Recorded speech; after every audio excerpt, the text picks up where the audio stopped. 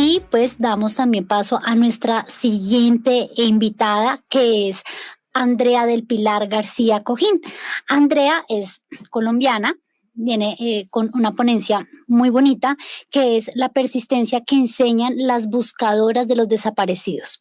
Andrea es psicóloga, especialista en psicología jurídica, magíster en Defensoría de Derechos Humanos y Derechos Humanos Internacionales ante los organismos y cortes institucionales, docente universitaria de pregrado y posgrados de cátedras asociadas a psicología jurídica, psicología de la paz y estudios de género.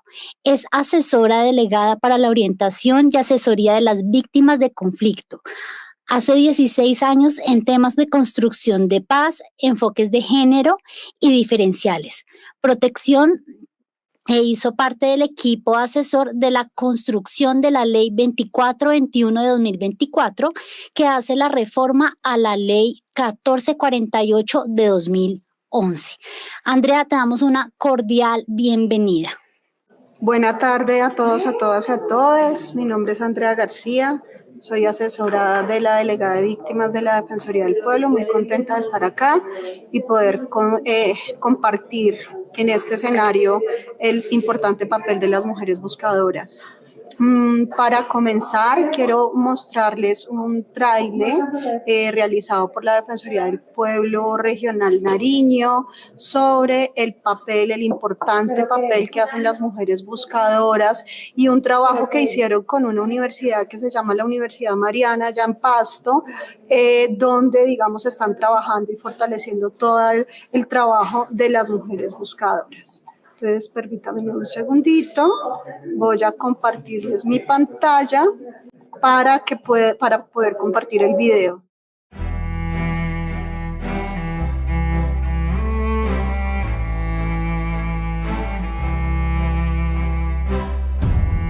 Que nos recuerden como esas madres que no nos callamos y seguir buscando hasta el día que Dios nos dé la vida.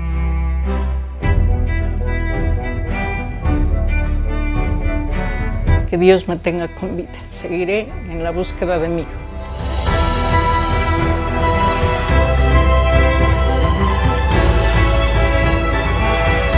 Ahí nos apoyamos de la una a la otra porque cada una tiene su historia de lo que nos ha tocado vivir, lo que es la crueldad de la guerra.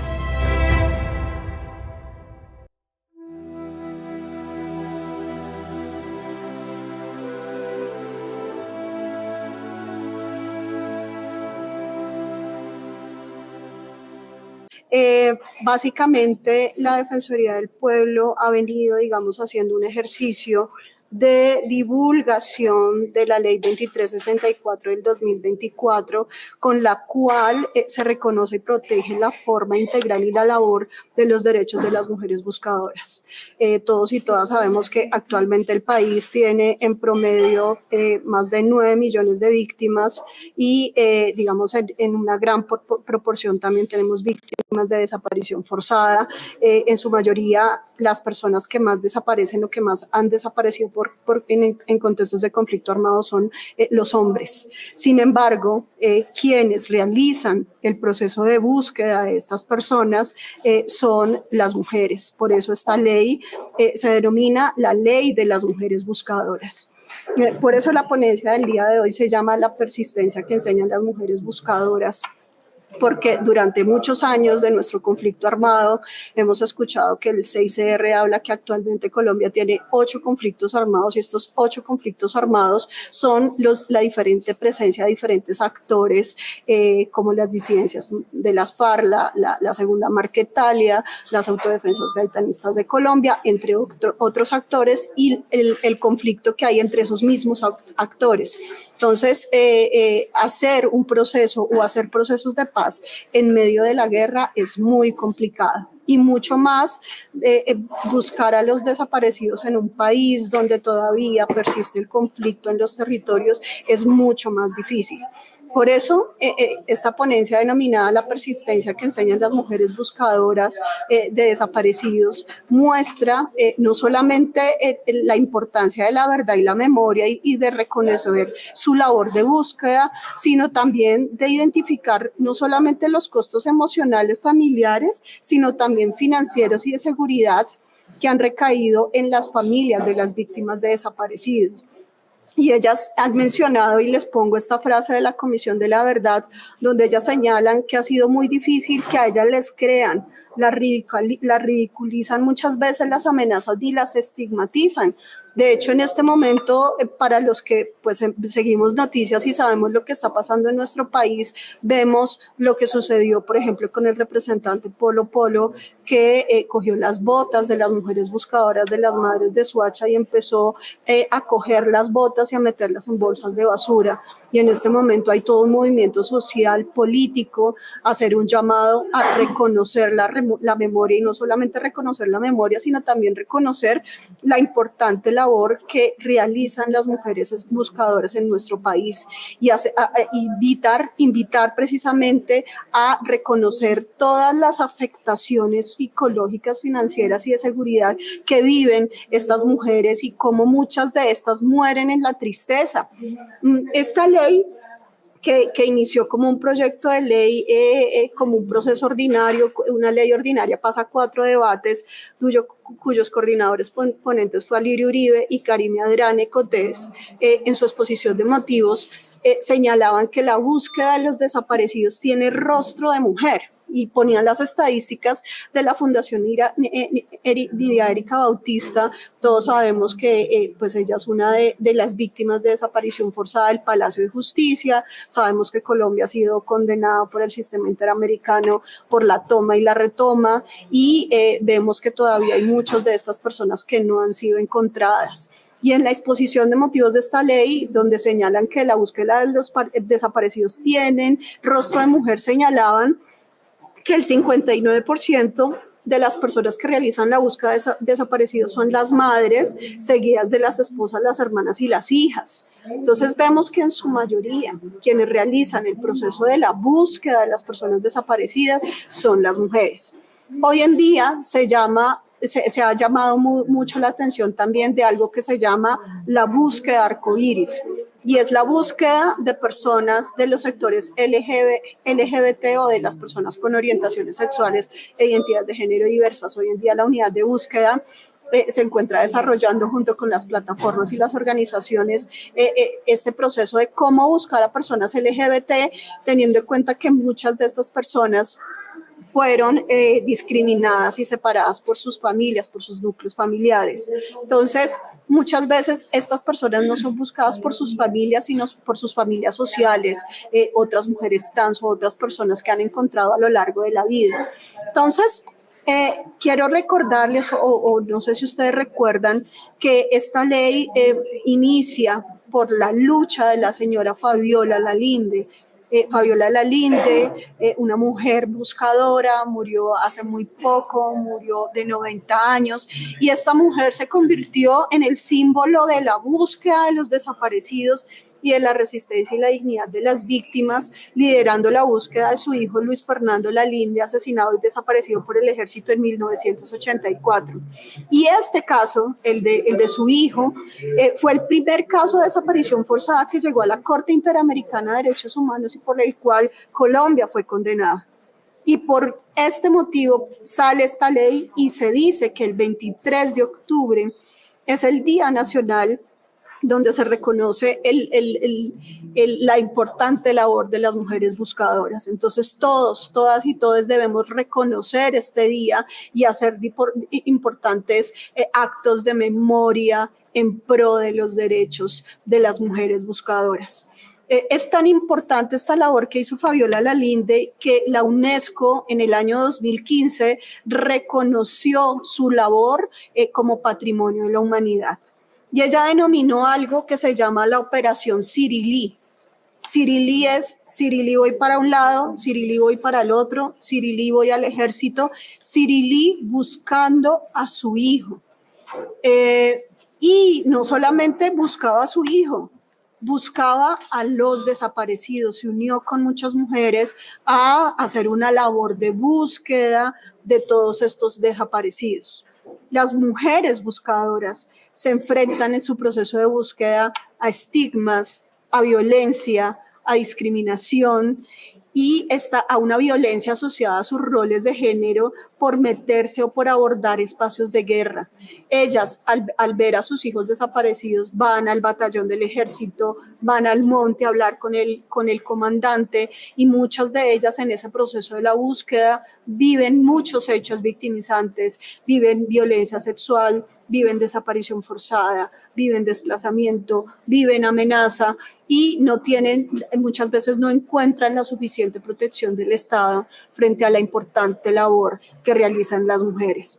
Y en este momento quiero hacer como un pare para hacer un llamado precisamente también a las universidades y a los profesionales en formación de psicología, de trabajo social de diferentes facultades, frente a la importancia de sensibilizar a los estudiantes, a los profesionales, para que se involucren en trabajar en la paz, en el derecho a la paz, en el derecho a la justicia y en el derecho a la reparación.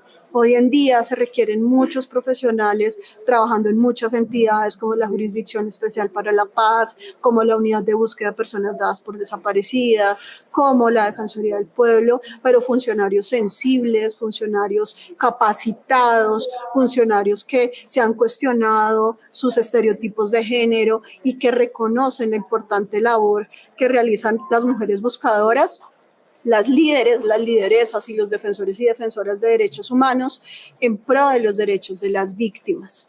Esta ley, quiero como contarles un poco, trae unos elementos fundamentales, como les decía, reconocer la importante labor que realizan las mujeres víctimas de desaparición forzada, pero también como constructoras de paz, y lo han dicho las Naciones Unidas y diferentes organismos internacionales, de que reconocen a las lideresas y a las defensoras de derechos humanos como parte fundamental para la democracia. Su papel es muy importante y por eso el objeto de esta ley también señala que son sujetos de especial protección constitucional que requieren una protección reforzada y unas acciones afirmativas por parte del Estado para protegerlas.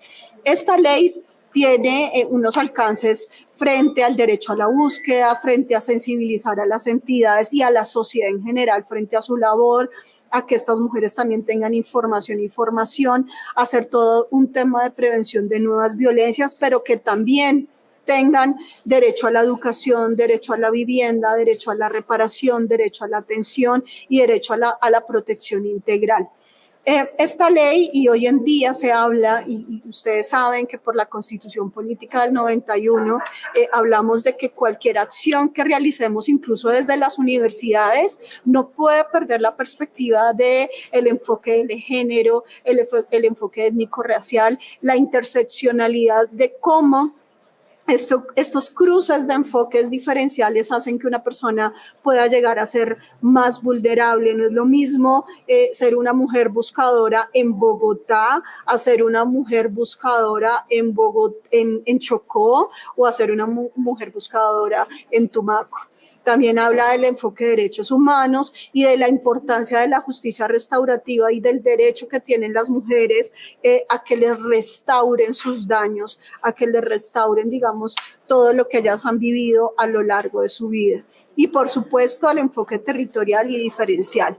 Y por supuesto está atravesada por estos principios de dignidad, igualdad y no discriminación, todo el tema de la no revictimización, y esta no revictimización es a tener funcionarios y funcionarias capacitados, pero también a la academia y a la sociedad sensibilizada y capacitada. Yo les ponía el ejemplo de Polo Polo con las botas de las mujeres buscadoras en la Plaza de Bolívar, pero vemos que hoy en día hay muchas dificultades, o en general muchas personas a veces no reconocen o no son conscientes de la importante labor que realizan las mujeres buscadoras. A propósito de lo que les estoy contando, las madres de los falsos positivos de Soacha pusieron esta frase: hoy, el día de ayer en Twitter, dice así: un hijo es todo. Por un hijo una madre lucha toda la vida si es necesario. No solo son cifras, eran nuestras ganas de vivir. Y esto muestra la importancia de la sensibilización de los funcionarios, pero también de los estudiantes frente a este importante tema, y también a que cualquier acción que hagamos con cualquier población, y mucho más si son las mujeres buscadoras, es hacer acciones sin daño, a entender, digamos, la dignidad y entender, digamos, todo el respeto que deben tener estas mujeres buscadoras. Y que estos 6.402 casos de víctimas, por ejemplo, de ejecuciones extrajudiciales, tengan el apoyo, digamos, de toda la sociedad en general. Entonces, ¿quiénes son las mujeres buscadoras? Las mujeres buscadoras son aquellas que hacen esta labor de manera individual o colectiva. Muchas veces van solas, pero muchas veces hacen parte de colectivas, de organizaciones, y hacen este proceso a la búsqueda. Ellas tienen un derecho a participar, tienen un derecho a participar en la elaboración, implementación y seguimiento de las políticas de paz, y tienen derecho a todas estas medidas que yo estoy comentando acá. Ellas tienen derecho a la administración, tienen derecho a la información, tienen derecho a la verdad y la memoria histórica, tienen derecho a que les reparen sus daños, productos y derivados por su labor, y a las garantías de no repetición. Tienen derecho a que se les reconozca públicamente, tienen derecho a una protección y una seguridad, y ojo con esto, tienen derecho a una atención psicosocial. Y para poder recibir una buena atención psicosocial de los psicólogos o psicólogas en formación, trabajadores y trabajadoras sociales en formación, o cualquier profesional de las áreas humanas y sociales, requieren, digamos, estos profesionales entender las afectaciones a las cuales ellas se enfrentan y cómo hacer una buena atención bajo los principios, bajo los enfoques de acción sin daño y bajo los enfoques de derechos humanos y el enfoque psicosocial. Obviamente, esta ley también habla de apoyar a las mujeres buscadoras de escasos recursos, a respetar su buen nombre, a la unidad familiar, porque muchas veces la desaparición forzada lo que hace es desunir a las familias, se desaparece a su hijo, su hija, a su esposo, y la unidad familiar se rompe por completo porque ellas se dedican a buscar a su familiar desaparecido. Muchas veces ellas quedan como suspendidas en el tiempo buscando a sus hijos o a sus hijas o a su familiar desaparecido. También tienen el derecho a que si esta mujer es buscadora, pertenece a una etnia, ya sean indígenas, afrodescendientes, negros, rom, se tenga en cuenta, digamos, su cosmovisión. Ellas también tienen derecho a participar en las decisiones y, lo más importante, a tener un apoyo logístico y operativo en esa labor de búsqueda. Yo, en términos generales, les voy a hablar en específico del derecho a la salud integral. En la ley se menciona que se fortalecerá el programa de atención psicosocial y salud integral creado actualmente para las víctimas del conflicto armado. Existe el programa de atención psicosocial PAPSIVI. Hace poco hubo una reforma a la ley y ahora este programa se va a llamar Política Pública de Atención Psicosocial y Salud Integral a las Víctimas, y esta política debe tener un módulo y unas atenciones especiales para estas mujeres buscadoras y para su núcleo familiar. Y se habla de algo que se llama la reunificación familiar, porque, como ya les mencionaba, estas familias se desunen, se separan. Hay algo muy importante: esta ley reconoce la interseccionalidad y reconoce que muchas de las mujeres buscadoras son mujeres adultas mayores, y muchas de estas mujeres están muriendo, como les mostraba el ejemplo de la señora Dora Lalinde. También requieren, digamos, una garantía y una prioridad para el acceso a los programas de protección social para la vejez e invalidez. En las leyes, siempre después de que se expiden, tienen un tiempo de reglamentación. el gobierno nacional a través de diferentes entidades, llámese Ministerio de Justicia, llámese Ministerio de la Igualdad, llámese Ministerio del Interior, tienen más o menos unos 6 meses, de 6 a 1 año, para reglamentar esta ley y para establecer cómo se aplicarán todas estas medidas que yo les estoy señalando de sensibilización, de atención, de prevención, de seguridad y de protección. Otra cosa muy importante, y es que ellas deben participar en toda la elaboración de esta política y de esta reglamentación. Y dentro de esta política y esta reglamentación se hablan de las medidas de atención. Y las medidas de atención requieren de una atención interdisciplinaria. Y hoy en día se habla en todas las entidades del Estado atender interdisciplinaria a las personas, a las víctimas, a las mujeres. Y cuando es interdisciplinaria con las mujeres, aplicando el enfoque de género, el enfoque diferencial y la perspectiva interseccional. Esta atención interdisciplinaria, por supuesto, requiere el trabajo articulado de profesiones como psicología, trabajo social, sociología, politología, entre otras carreras, derecho, ciencias forenses, para apoyar esta importante labor que realizan las mujeres buscadoras. Dentro de esta ley se habla también de unas medidas de sensibilización y es poder difundir toda la labor que realizan las mujeres buscadoras, tanto a nivel audiovisual como a nivel digital, como a nivel público, como a nivel nacional, donde en realidad la ciudadanía, el derecho a saber, del derecho a que toda la sociedad conozca lo que realizan las mujeres buscadoras, lo que han vivido producto del conflicto armado, para que la gente se sensibilice. Lo que nos pasa muchas veces en las ciudades es que creemos que las víctimas están allá en el Chocó o que las víctimas están allá en Arauca, que esto no está cercano acá.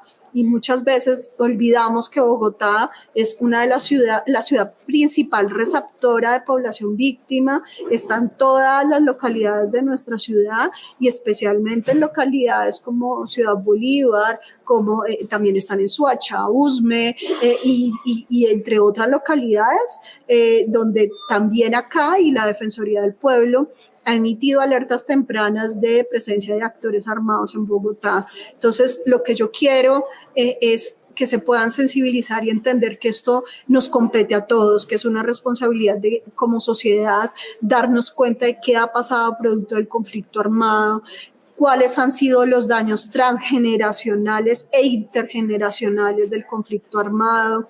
Actualmente, la Defensoría del Pueblo, en conjunto con Uniminuto, está haciendo una investigación donde estamos indagando los daños transgeneracionales producto del conflicto armado en las víctimas de desaparición forzada. Y por supuesto, muchas de estas víctimas son mujeres y han sido mujeres buscadoras toda la vida.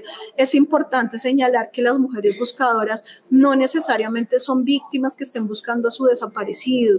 En su mayoría sí puede ser la mamá, la hermana, la esposa que busca a su esposo, a su compañero, a su hijo, pero también son lideresas de otros hechos victimizantes que han vivido otras conductas vulneratorias, que son lideresas y defensoras de derechos humanos que defienden los derechos de las víctimas, que no necesariamente tienen un hijo, un hermano, un esposo desaparecido, que también apoyan y acompañan esta importante labor de búsqueda de los desaparecidos. Esto es una red donde se requiere que la sociedad y los profesionales sean sensibles y se comprometan también a capacitarse y acompañar estos procesos.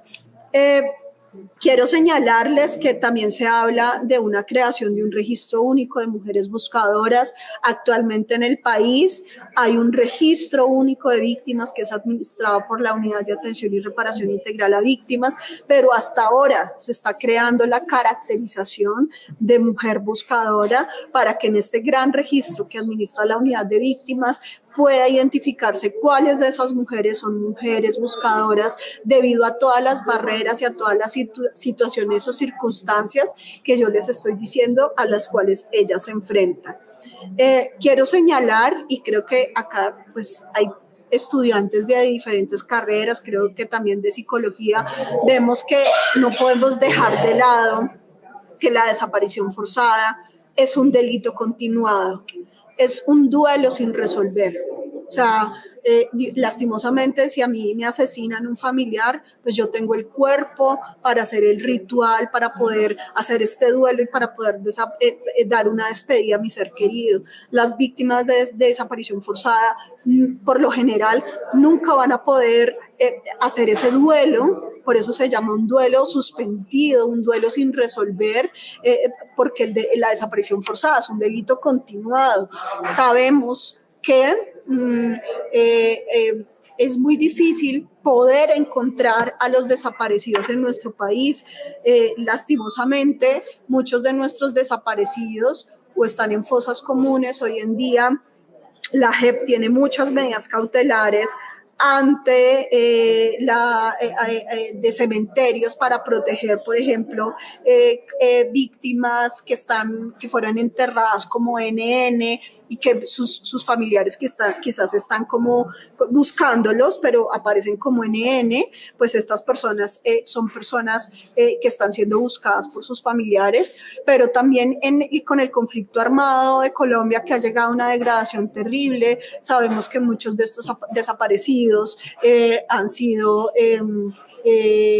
estado en hornos crematorios, han sido lanzados a los ríos, donde pues la naturaleza hace o sea, los animales que están en los ríos pues también desaparecen estos cuerpos, o también hemos visto que los cortan en muchas partes donde es muy difícil obtener los cuerpos.